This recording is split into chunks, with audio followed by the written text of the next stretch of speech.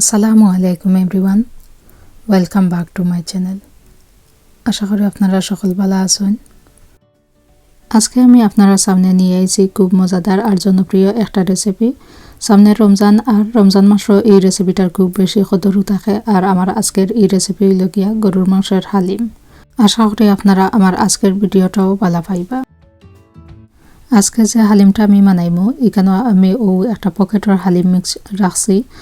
তো অনেক সময় দেখা যায় যে পকেটের হালিম মিক্স থাকলেও আমরা হিলা রাইট মতো যদি রান্না নাও হইতে ওইয়ের হালিমর টেস্ট পাওয়া যায় না। অনেক সময় আমরা বুঝি যে পকেটের মাঝে যেটা তারা দিছে এটা রাইট নাই বা বালা নাই বা খাইতে মজা নাই। বাট ওইয়ে যদি বালা করে রান্না হয় তো ওইয়া খাইতে বালাও লাগে, কোনো বাদও লাগে না। তো আমি শানোর পকেটটা নিছি, এখানে মশলাও দেওয়া আছে আর ডাইলের যে মিক্সার থাকে তাও দেওয়া আছে। এখন মিক্সার দিয়েও আর কি আমি আপনারা আজকে হালিমর রেসিপিটা বানাইয়া দেখাইমু। এখানে আমি 1.5 কেজি পরিমাণ গরুর মাংস ধুইয়া পরিষ্কার করিয়া একটু ছোটো ছোটো করিয়া কাটিয়ে রাখছি। আর আমার আজকের মাংসের মাঝে কিছু হাড্ডিও আছে। আপনারা যদি হাড্ডি দিতে পালা পাই না, হাড্ডি ছাড়াও খালি মাংস দিয়েও রান্না পারবা। তো এখন আমি রান্না বই দিছি একটা হাঁড়ির মাঝে। এখানেও আমি 1/2 কাপ তেল দিছি আর 1 টেবিল চামচ আদা রসুন দিলাম। আদা রসুনের পেস্ট দিয়া একটু আমি ওলা লাড়িয়া দিমু। লাড়িয়া দিয়া এরপরে আমি দিলাম পেঁয়াজ। এখানে আমি 2 কাপ পেঁয়াজ ইউজ করছি। পেঁয়াজ দিয়া পেঁয়াজ হানিন ধরে একটু লাড়িয়া দিয়া বাদে আমি একটু অপেক্ষা করবো আমার পেঁয়াজ হানিন সামান্য একটু ভাজা হওয়া পর্যন্ত। এখন আমার পেঁয়াজ হানিন সামান্য একটু ভাজা হয়ে গেছে। এখন আমি আরও 1 টেবিল চামচ আদা রসুনের পেস্ট দিছি। দিয়া এরপরে আমি আদা রসুনের পেস্ট খানিন আরও একটু ভাজা হইয়া হারলে এরপরে আমি দিলাই যে দইয়া রাখছি আমি মাংস খানিন। মাংস খানিন তোরেও আমি বালা করি পেঁয়াজের লগে মিক্স করিয়া নিমু। একটু যে সময় সপ্তাহ মিক্স করা হয়ে যাব এরপরে গিয়ে এখানে আমি দিমু লবণ আমার স্বাদ মতো। আর এখানে 2টা তেজপাতা দিলাম, একটু খাইটিয়া 2টা দারচিনি স্টিক আর 60টা এলাইচি একটু আমি পাঠাইয়া দিছি। আর 60টা লং দিলাম আর ছোটো সাইজের একটা টমেটোরেও একটু কাটিয়ে দিছি। দিয়া এখন আমি সপ্তাহে পালা করে একটু মিক্স করিয়া নিয়া বাদে আমি গুড়িয়া রাখিলাম। এখন 2 থেকে 3 মিনিটের মতো চুলার আগুন ফুল রাখিয়া 3 মিনিট পরে উতলাইয়া দিয়া এখন আমি দিলাম মাংসের মাঝে পাউডার মশলা।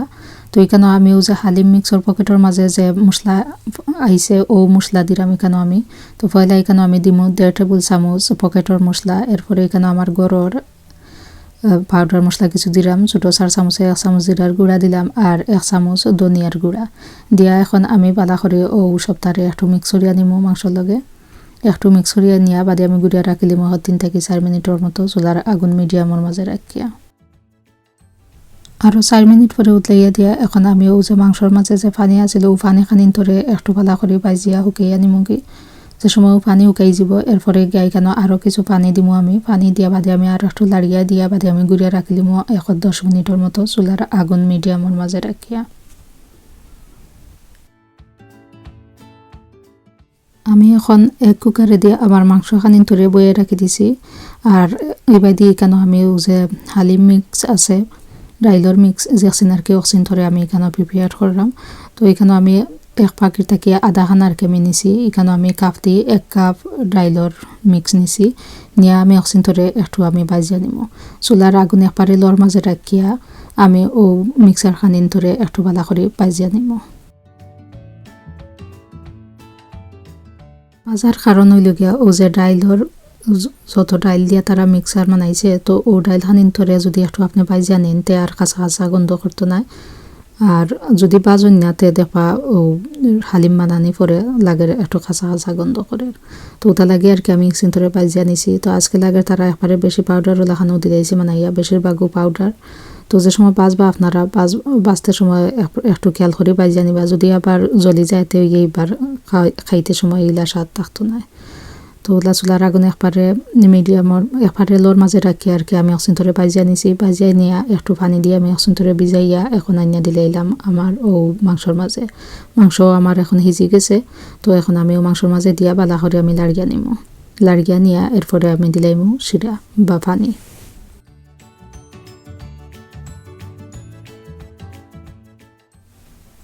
এখন আমি যে বউলের মাঝে ডাইল ভিজাই রাখছিলাম ও বোল দইয়া কিছু পানি দিছি, দিয়া এখানে আরও কিছু পানি আমি দিলাম। আমার যতখান পানি মানে আমি জেলা পালা পাই ওলা আর কি আমি দিছি। আপনারা জেলার হালিমর গুণত্ব রাখতে চাইন আপনারা ওলা পানি দিবা। দিয়া এখন আমিও খান্দা টুপাইয়া চিন্তর হত সময় বাদে বাদে আমি লাড়িয়া আমি উতরাইয়া নিমু। আর এখন আমি ওলা খান্দা টুপাইও লাড়িয়া নিমু কত সময় পরে পরে, সেখানে না এখন ডাইলের মিক্সার দেওয়া হয়েছে হান্ডির মুড়ো ধরে দিতে পারে।